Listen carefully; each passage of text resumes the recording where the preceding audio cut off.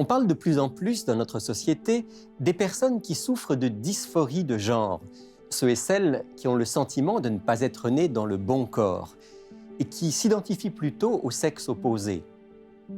La transsexualité fait désormais partie des démarches habituelles, de plus en plus jeunes. Mais cette démarche règle-t-elle toujours les problèmes identitaires? Est-elle sans risque? Que se passe-t-il si on la regrette? Je vous propose aujourd'hui le témoignage percutant d'un homme qui a cru qu'il était une femme. Bienvenue dans Il est écrit.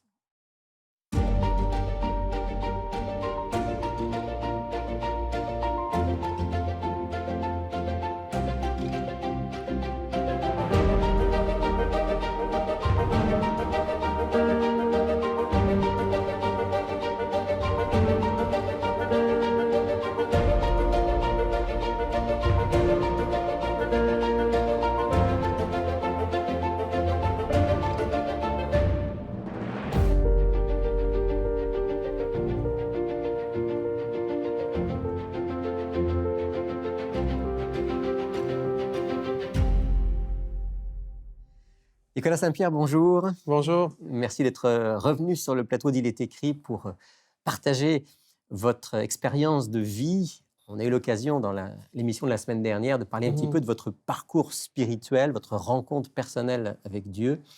Aujourd'hui, on va parler de votre cheminement identitaire, si je peux l'appeler ainsi. Vous êtes né, donc, un garçon, un petit garçon, ici à Montréal? Oui, je suis né un petit garçon en bonne santé, tout à fait normal. Pas à Montréal, là, à l'extérieur, mais quand même dans la province de Québec. Et puis, il est arrivé en vieillissant que je pensais que j'aurais peut-être été supposé d'être né une petite fille à la place d'un garçon. Et puis, donc, ce questionnement-là s'est posé à moi dans mon enfance. Oui. Alors, justement, à quel moment dans votre cheminement, puis comment ça s'est manifesté? Est-ce qu'il y a eu des choses qui ont provoqué ça, ou bien c'était juste... ça s'est imposé à vous intérieurement? Ça s'est imposé intérieurement. Par contre, la cause, je ne pourrais pas dire à l'époque que je connaissais la cause. Mais j'ai compris avec le recul, maintenant où j'en suis dans ma vie, que ce qui est arrivé, c'est qu'il y avait une forme de réjection à l'école, du bullying. C'est toujours une souffrance. Il y a une souffrance qui est physique et mentale, à quelque part, et on cherche une issue de secours, disons. Et en tant qu'enfant, cette issue-là s'est manifestée du fait que d'être pensant que puisque je m'entendais pas bien avec les autres garçons et que je m'entendais plutôt bien avec les filles de mon âge, à ce moment-là que j'aurais peut-être été supposé d'être une petite fille. Oui. Est-ce que ça, vous en avez parlé à ce moment-là à quelqu'un, ou bien c'est juste resté à l'intérieur? C'est resté à l'intérieur. Il y avait une peur de parler de ce sujet, évidemment. À l'époque où j'ai grandi, c'était dans les années 80. Ce n'était pas un sujet qui était vraiment connu. Puis, c'est pas quelque chose en tant qu'enfant, je comprenais qu'est-ce qui arrivait. Donc, tout ce que je faisais, c'est que je priais au petit Jésus. C'est comme ça qu'on dit à la prière, le petit Jésus. Donc, avant de dormir, je disais, j'espère me réveiller puis être une petite fille comme j'aurais dû être. Tu vois, c'était un peu la perception que j'avais à ce moment-là, à cet âge-là. Les années ont passé. Est-ce que cette pensée a disparu à un moment, ou s'est atténuée, ou est-ce qu'elle, au contraire, elle a augmenté? Comment ça s'est passé? Il y a eu des moments où cette pensée-là, on pourrait dire, j'avais comme on dit, avoir un break, là. Et puis, ensuite, ça revenait, mais ça revenait un petit peu plus intensément, jusqu'à ce que j'ai eu l'âge de 23 ans, où j'avais eu pendant quelques années où, dans la vingtaine, là, où je n'avais pas vraiment cette préoccupation-là. Vous viviez bien en tant qu'homme à ce moment-là? Oui, oui. Puis, ça s'est manifesté, mais d'une façon vraiment puissante, soudaine et drastique. Et donc, je voyais, je, je faisais des rêves où j'allais seulement au dépanneur, par exemple, le magasin du coin, euh, où je voyais l'épicier, la personne que je connais. Mais j'étais une femme et j'achetais seulement je faisais les emplettes, quoi. Ou conduire ma voiture et des choses comme ça. Des choses de la vie quotidienne, mais en tant que... je me voyais dans cette vision, dans ce rêve, en tant que femme. Et puis, mais c'était sans relâche, là. Donc, c'était comme quelque chose qui me bombardait l'esprit et que je disais, je veux pas penser à ça, je veux pas... mais c'était pas capable de dissocier, d'arrêter ces pensées-là. Ça, c'est dans la vingtaine. Dans la vingtaine, oui. Et puis, alors là, vous avez commencé à en parler, essayer de voir quelles pourraient être les solutions, entre guillemets. Oui, oui. En fait, c'était devenu tellement quelque chose de pénible que j'avais plus vraiment le désir de continuer à vivre.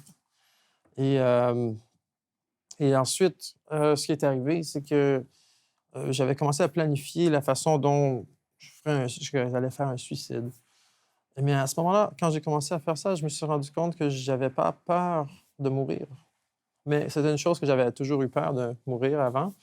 Et puis là, je me suis rendu compte, mais peut-être que je peux patienter et puis à la place faire ce ça s'appelle la transition. La transition. Oui, oui. Je savais qu'est-ce que ça impliquerait, que je perdrais probablement des contacts avec la famille, avec des amis, des choses comme ça. Mais je me suis dit, ben, à la place de mourir, je peux faire ça, puis attendre un peu plus tard. Si jamais ça règle pas le problème, il y aurait toujours le suicide plus tard comme solution finale, tu vois.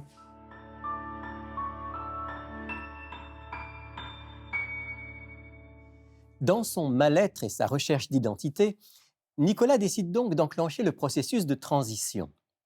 D'abord en se travestissant, en portant des vêtements de femme, et en se faisant appeler Natacha, puis en prenant un traitement hormonal. Malgré le rejet d'une partie de sa famille et de quelques amis, il pense qu'il est sur la bonne voie. Il trouve de nouveaux amis, les idées suicidaires se dissipent, il est relativement en paix, au moins pour un temps.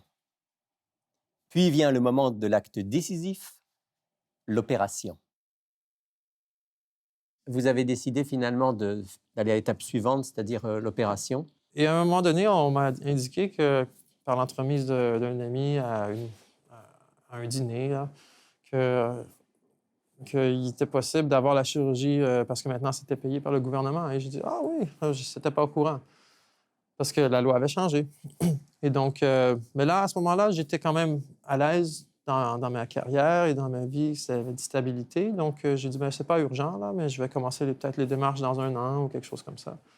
Puis, ouais. Donc, l'année suivante, j'ai été voir les psychologues. Et puis, la première rencontre que j'ai eue, c'était une rencontre d'1 heure. Et puis, après avoir dit à peu près ce que je vous ai raconté, là, présentement, ils m'ont dit, ah, vous êtes... comment qu'elle a... Vous êtes un authentique transsexuel. Genre, là, j'ai dit, mais qu'est-ce que ça veut dire, ça?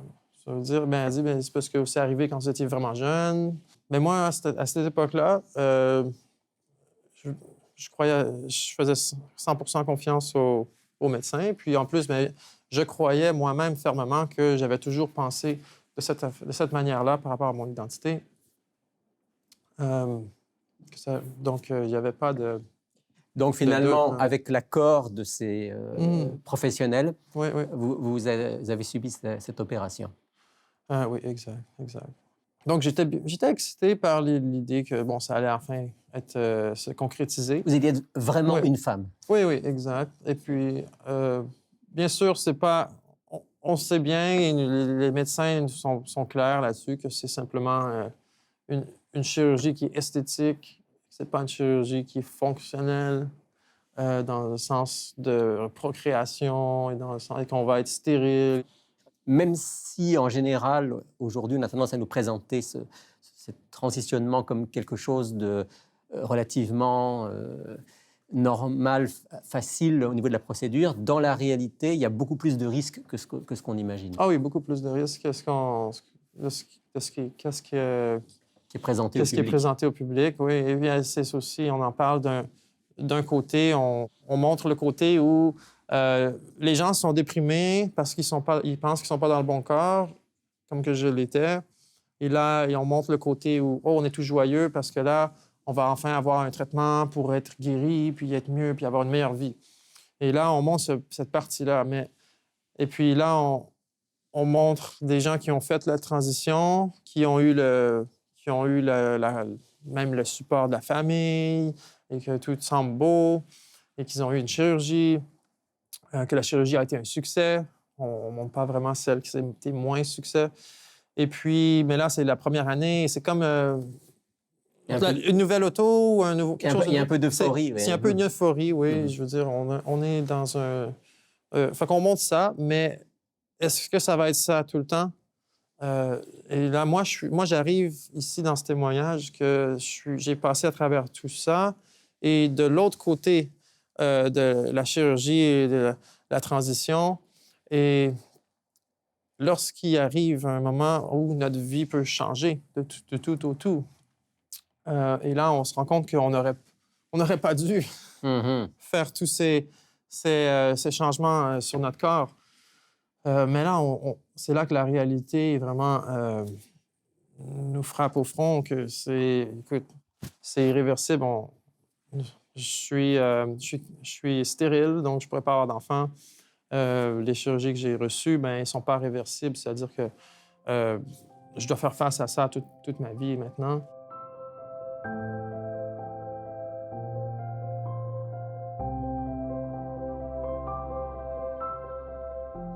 Après l'opération, c'est plus que jamais en tant que Natacha que la vie continue.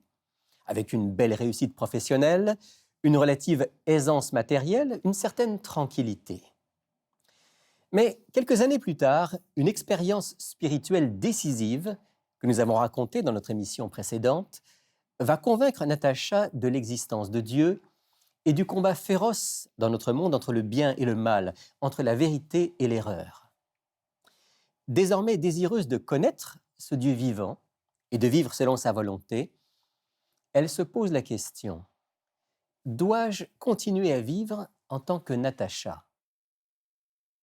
Ben là, je lisais dans la Bible, essayer de voir ce que la Bible disait à ce sujet. Puis j'ai tombé sur un verset ici. C'était, on peut aller... On peut lire ensemble, oui. Oui, oui, Deutéronome Deutéronome, 22, chapitre 22. Oui. oui, verset 5. Et lorsque j'ai lu ça, ça a comme répondu à ma question, mais ce n'était pas une réponse qui me plaisait beaucoup. Alors, je vais lire le verset. Oui, Deutéronome oui, 22, verset 5, oui. dit ceci. Oui. Une femme ne portera pas un habillement d'homme et un homme ne mettra pas des vêtements de femme. En effet, quiconque fait cela est en abomination à l'Éternel, ton Dieu. Oui, donc lorsque j'ai lu ça, ça m'a secoué. Parce que là, je me suis dit, oui, mais là, j'ai déjà fait toutes sortes de changements là, qui ne sont pas réversibles, qui sont vraiment dans la peau, au scalpel. Et puis, je me suis dit, il doit y avoir quelque chose d'autre dans la Bible quelque part, qu'il y a une exception peut-être à cette règle, tu vois. Mais ça disait vraiment qu'on est tous une abomination. Et j'ai regardé le mot abomination, et pour moi, le mot... Et lorsque j'ai vu la définition, ça disait que c'est quelque chose de dégoûtant pour Dieu. Mais là, je me suis dit, j'ai pas envie d'être répugnant, dégoûtant envers Dieu, tu vois. Donc là, il faut vraiment que je trouve la bonne réponse. Là. Et là, c'était une quête de trouver la bonne réponse. Parce que préférablement, où j'en étais, c'était de rester Natacha. C'était plus simple parce que c'était des faits accomplis. En étant des faits accomplis, je me suis dit, mais j'ai reçu le forgiveness. Le pardon. Le pardon, oui. J'ai été pardonné de ces péchés-là, puis je l'admets et je reçois le pardon. Et là, juste continuer comme ça. Et tu vois, c'est dommage, mais j'ai fait cette erreur, mais je continue là. Puis je resterai Natacha. Ça, ce serait plus simple.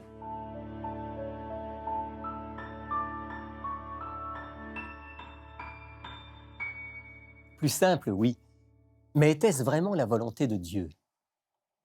Pour trouver la réponse, Nicolas, Natacha, est allé poser la question à un pasteur qui a eu la sagesse de ne pas lui dire ce qu'il ou elle devait faire, mais qui a simplement prié pour que Dieu l'éclaire.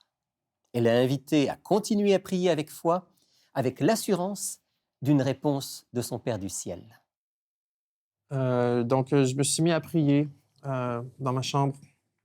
Et j'ai dit à Jésus, j'ai confessé que j'ai vraiment Une erreur. fait une erreur Mhm. et que je regrette beaucoup. Puis que je ne peux pas enlever toutes ces choses que j'ai faites. Puis je ne sais pas qu'est-ce qui va arriver dans l'avenir. J'ai dit que mon identité, je pensais que c'était une chose, c'était d'être Natacha, mais qu'en fait, là, je comprends que vraiment, il m'avait fait pour être Nicolas.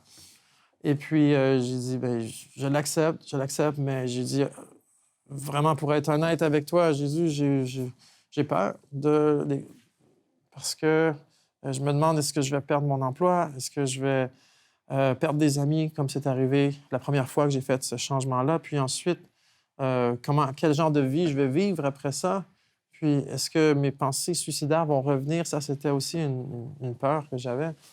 Mais j'ai dit, écoute, je te fais confiance. Je sais que les choses vont bien aller parce que tu m'aimes et tu me supportes. Et c'est toi qui... C'est ton désir et c'est mon désir de vivre pour toi. Tu vois? Et puis, donc, je n'arrêtais pas de dire, là, je sais que ça va bien aller, je te fais confiance. Puis là, j'étais en sanglots et après cette prière-là, et j'ai ouvert les yeux et là, j'ai regardé autour de moi, là, je cherchais en fait un mouchoir, puis j'ai vu j'ai vu ma sacoche à côté de moi et puis j'ai vu un manteau que j'avais sur le crochet sur le mur et c'était un manteau blanc en feutre, quelque chose, tu sais, c'est vraiment féminin, là. Puis j'ai regardé ça, puis je vois ça, puis j'étais vraiment... je regarde ma sacoche, je regarde mon manteau et je suis... Oh, yuck! Je suis dégoûté, là. Je dis, pourquoi ça fait dans ma maison? J'en veux pas de ça. Là, je dis, je veux que ce soit dehors, tout de suite, à la poubelle. Et puis là, je me reprends, je dis, mais comment se fait-il que je pense ça? Et parce que c'était vraiment soudain et inattendu. Et puis, et là, je me rends compte, c'est un miracle. C'est comme si Dieu avait à ce moment-là mis dans votre cœur d'un seul coup la pensée que tout ce qui était féminin, c'était pas pour vous. C'est pas pour moi, non. C'est pas pour moi. Dieu avait restauré vraiment cette identité-là qu'il avait faite. Il l'a vraiment mis au premier plan. Et puis, l'autre, c'était parti, là, c'est fini. Et puis, ça fait plus de 2 ans maintenant. Et puis, ça n'a jamais fait de retour. Et je suis vraiment très heureux là, d'être avec vous aujourd'hui. On est aussi heureux que vous soyez là, Nicolas. Ouais. Et j'allais justement vous poser la question, est-ce que vous avez regretté ce retour? Non, pas du tout, pas du tout. C'est, en fait, après cette prière-là, je me suis rendu compte que c'était un miracle. Là. La première chose que j'ai faite, je me suis remis à prier. Et j'ai dit, oh, merci Jésus, merci Seigneur. Et puis j'ai demandé, puis après ça, après d'avoir remercié abondamment, je me suis dit, mais comment ça se fait que je pensais que j'étais une femme? Et puis là, j'ai entendu la voix du Seigneur. Et je ne veux pas être prétentieux, mais je l'ai entendu. Et puis il m'a dit, je vais te montrer, Nicolas. Il a utilisé mon nom. Et puis là, j'ai vu dans ma tête les souvenirs de mon enfance, les souvenirs douloureux. Et c'est cette souffrance-là Puis cette souffrance-là, elle n'a pas été décelée à ce moment-là. À ce moment-là, mais non plus par le système après coup pour peut-être dire, bien écoute, tu n'as pas besoin d'une opération de changement de sexe ou d'hormones, mais tu as plutôt besoin de guérison. De guérison de ces traumatismes de jeunesse. Et puis après ça, on pourra reparler. Tu sais, donc là, ça a été vraiment clair. Et donc, je sais que Dieu il a à cœur notre bien-être parce qu'il m'a montré tout ça. Puis là, maintenant que je peux mettre le doigt sur ce qui est arrivé, là, j'ai vraiment une paix intérieure. Vous voyez, dans la Bible, j'ai trouvé un texte j'ai trouvé que Dieu a fait une promesse. Alors, on va la lire ensemble. Oui, oui, il a fait une promesse aux hommes et aux femmes qui sont trans, mais à l'époque, ça s'appelait pas trans, ils appelaient ça Les eunuques. des eunuques, c'est ça, Ouais, oui, ouais. exactement. Donc, c'est le mot que même Jésus l'a utilisé dans son évangile. Et il a dit qu'il est OK Mhm. avec nous, mais il faut qu'on vive selon la parole de Dieu. Donc, Quel et ça, est le c'est texte qui vous a marqué? c'est Ésaïe 56. Alors, on va aller dans Ésaïe, chapitre 56. Oui, Oui. et c'est versets 3 à 5. OK, je vais lire Ésaïe 56, versets 3 à 5. Oui. Que l'eunuque ne dise pas « Je ne suis qu'un arbre sec ». Car ainsi parle l'Éternel aux eunuques qui garderont mes sabbats, qui choisiront ce qui m'est agréable, qui demeureront fermes dans mon alliance. Mhm. Je leur donnerai dans ma maison et dans mes murs un monument et un renom, préférables à des fils et à des filles. Mhm. Je leur donnerai un nom éternel qui ne sera jamais retranché. Tu vois, un nom éternel qui ne sera jamais retranché. Je ne pourrais pas avoir de descendance à cause de mon erreur que j'ai faite. Et puis, les jeunes qui vont dans cette voie-là et qui malheureusement reçoivent le support de la famille, de tout l'entourage. Et du système. Du système, oui. Ça, pour arriver à une chirurgie, il y en a qui le regrettent déjà, et il y en a qui vont le regretter un peu plus tard. Et puis, mais gloire à Dieu, parce qu'il a dit, malgré tout ça, Un nom préférable à des fils et à des filles, oui, un nom éternel qui ne sera jamais retranché. retranché. C'est une très belle promesse. Et j'ai réalisé qu'il y a quelque chose pour chacun de nous. C'est pas tout le monde qui a vécu ce que j'ai vécu, qui est devenu transsexuel et qui revient à son identité originale. Mais il y a d'autres gens qui ont vécu d'autres sortes de défis. Mais ce que j'ai découvert, c'est que la Bible, même dans un cas extrême comme le mien, Dieu a pensé à moi. Et puis, il m'aime abondamment. Et puis, il a un projet de vie. Oui, oui, Il exactement. Et donc, j'ai cette paix et j'ai cette assurance que on a la vie éternelle, quoi, avec Déjà sur cette terre, une vie qui va être abondante. Une vie abondante, et oui. Puis la vie éternelle. Oui, exactement. Merci Nicolas pour ce partage. On pourrait parler encore longtemps, mais on va s'arrêter là. Mais j'aimerais qu'on puisse faire une prière. Et j'aimerais vous demander, Nicolas, si vous voulez bien faire une courte prière, peut-être pour tous ceux qui nous écoutent, qui se sentent dans une situation où ils sont aussi coincés, sans issue, et qui puissent trouver en Dieu cette espérance dont on a tous besoin. D'accord. Seigneur Dieu, notre Père, nous t'approchons aujourd'hui avec assurance parce que tu as pensé à chacun d'entre nous et tu nous aimes tant et que tu veux que chacun de nous puisse s'épanouir et vivre une vie des plus abondantes.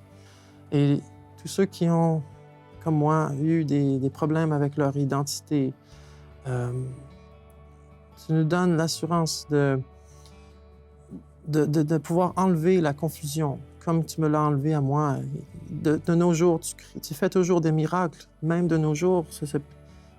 Et tu as fait un miracle dans ma vie. Et je prie, Seigneur, que ce même miracle, tu le reproduises chez autant de personnes qui vraiment désirent te connaître et qui veulent vraiment te servir et t'aimer comme tu les aimes. Et que tu peux enlever leur confusion identitaire et les guérir comme tu m'as guéri. Et je souhaite tout cela et je prie au nom de Jésus, ton Fils. Amen. Amen.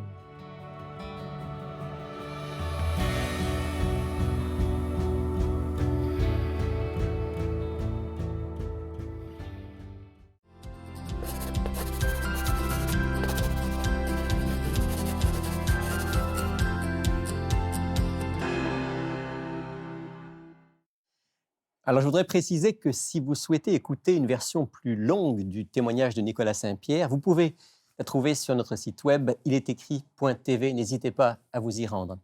Et si vous voulez lire une histoire interpellante par rapport à la transsexualité, profiter de notre offre de la semaine que nous présente Alberto. Bonjour Alberto. Bonjour, ami. Alors Alberto, tu as entre les mains donc ce livre qui est un témoignage. Tout à fait. Tout à fait. Un témoignage qui est en lien avec le sujet d'aujourd'hui, qui est en parallèle, si on peut le dire, pour dire que c'est un témoignage d'une jeune fille, née jeune fille, qui a cru toute sa vie qu'il était un homme jusqu'à temps qu'elle redevienne une femme par Donc la c'est suite. un petit peu en miroir de ce qu'on a aujourd'hui eu avec Nicolas. Voilà, voilà. Et donc, je vais juste montrer le titre du livre « Je croyais être un homme » par Yannick Christen. C'est l'histoire d'avoir raconté dans ce livre une autobiographie où est-ce qu'elle va raconter son expérience depuis qu'elle est tout jeune, née dans une famille dysfonctionnelle. Elle croyait, elle ne se sentait pas bien où est-ce que, dans son corps de jeune fille. Elle pensait qu'elle était un jeune garçon. Puis, à travers le temps, ce qui est intéressant de savoir qu'elle garde toujours cette foi, Donc sa relation avec elle Dieu. était croyante tout au long de son expérience. Voilà, donc on voit quelqu'un de sincère, de honnête envers sa relation. Et l'on retrouve que tout au long de sa vie, elle veut faire la volonté de Dieu. Donc, c'est pas quelque chose qu'elle voit comme mauvais ou méchant, c'est des expériences qu'elle a tout au long de sa vie, jusqu'à temps qu'elle est née en Suisse. Ils sont venus avec son épouse une année au Canada, donc faire un service. Et puis, il y a une phrase qui l'a touchée énormément, puis elle va le mentionner dans le livre, une pensée qui lui est venue. Tu me fais confiance. Il dit, si tu me fais confiance, je vais te restaurer dans ton identité initiale. Et donc, cette phrase-là l'a énormément marqué avec d'autres aspects de son entourage qui lui ont fait se tourner vers Dieu et dire, Seigneur, est-ce que c'est ta volonté? Qui suis-je vraiment et qu'est-ce que tu veux pour moi? Voilà, C'est ça. voilà. Donc, c'est une question très dure, comme qu'elle va le dire, mais en même temps, depuis qu'elle est tout jeune, elle est vraiment prête à faire la volonté de Dieu. Et c'est là qu'elle embarque dans un cheminement. Et elle raconte donc tout ce cheminement et où elle en est aujourd'hui. Voilà. Donc, rappelle-nous le titre et puis le prix peut-être de ce livre pour nos Oui. auditeurs. Oui, donc « Je croyais être un homme » par Yannick Christen à 20 pour plus les frais de port. Un livre donc choc d'une certaine manière, mais un témoignage magnifique Tout à fait, tout à fait. qu'on peut recommander à nos auditeurs. Oui, Merci Alberto. ça fait plaisir. Alors, pour vous procurer votre exemplaire de ce livre tout à fait extraordinaire, prenez contact avec nous. Voici nos coordonnées. Vous pouvez commander l'offre de la semaine sur notre site Internet ilestécrit.tv ou par téléphone au 514-729-3515 ou encore 1-866-729-3515. C'est la fin de cette émission. Merci de nous avoir suivis. On se retrouve bien sûr la semaine prochaine pour un tout autre sujet. Mais d'ici là, souvenez-vous, il est écrit « L'homme ne vivra pas de pain seulement, mais de toute parole qui sort de la bouche de Dieu. »